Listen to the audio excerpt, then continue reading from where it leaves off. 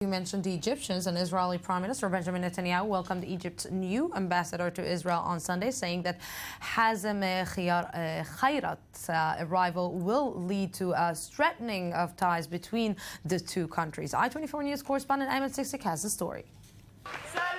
For 3 years, the Egyptian embassy in Tel Aviv was without a top envoy. But those days are coming to an end as Cairo has appointed a new ambassador to Israel. The foreign ministry in Jerusalem announced today that Hazem Khairat, Egypt's former permanent representative to the Arab League, will assume the role. A final date for his arrival has not yet been set.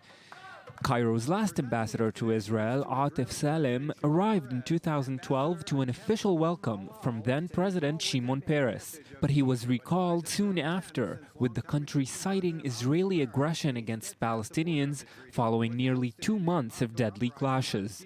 Israel was then involved in Operation Pillar of Defense in Gaza, which further strained relations with Egypt. For its part, Israel shut down its embassy in Cairo after it was ransacked by an angry mob in September 2011. It has not been reopened, but some embassy staff returned to Cairo in 2012 and began working from an unofficial location. In the unrest that followed the ouster of former Egyptian President Mohamed Morsi in July 2013, Israel reduced the number of its diplomatic staff posted to Cairo. Morsi's Muslim Brotherhood ties made for a consistently anti-Israel attitude, but Israel began building up their presence again amid a return to relative calm and given warmer ties with the regime of Abdel Fattah al-Sisi.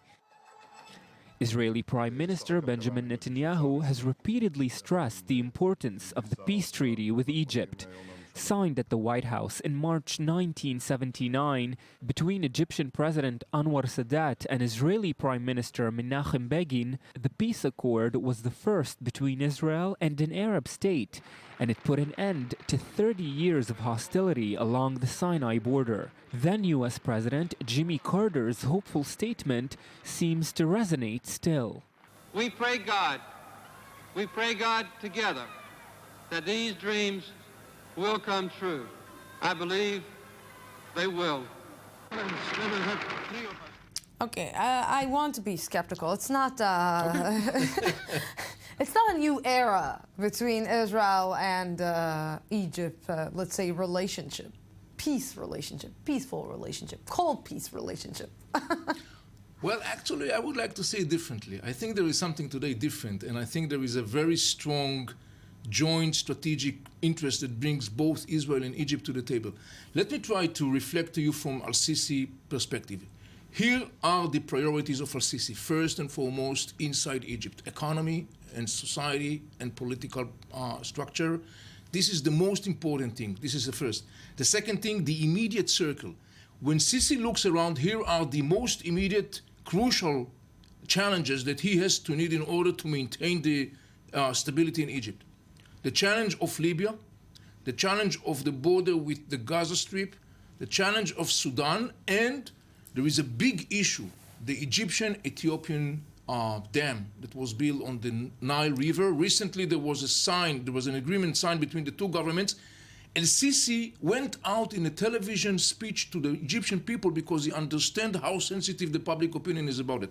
These are the most important things for Sisi. Now, most of these things, basically all of these things, have one common denominator. Israel could serve a very important role for Sisi in this mission. Which is? Which is to endure his control in Egypt, to maintain his control in Egypt, and to maintain stability. Sisi looks around and he knows that there is one player in his very close immediate neighborhood that is enormously valuable for that end. So basically... It's called Israel. You're saying that it's getting warmer, so by summer we will be able to get back to Sinai? Look, kisses of politicians are very warm to a certain degree. We have to be always aware of that. As of today, as I said, there is a close strategic interest that brings together Israel and Egypt to the table. I wouldn't say to the bed, but to the table. Avi Melamed, thank you very much for this.